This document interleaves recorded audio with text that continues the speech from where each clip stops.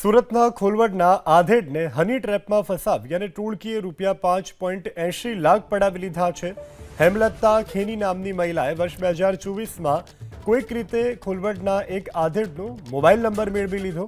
પહેલા મીઠી વાતો કરી, આધેડની સાથે મિત્રતા કેળવી અને બાદમાં આધેડને મળવા બોલાવ્યા।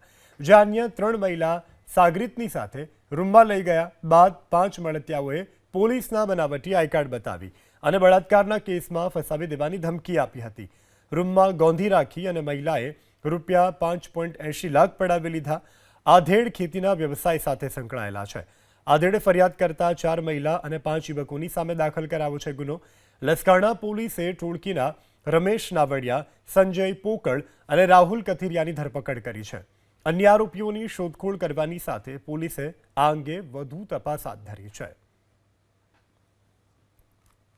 તો આ ખેતીના વ્યવસાય સાથે જોડાયેલા હતા આધેડ કે જેઓને એક મહિલાએ પોતાની મીઠી વાતોમાં ભૂળવી અને ત્યારબાદ તેમની સાથે રૂપિયા પડાવવા માટેની કોશિશ કરી હતી।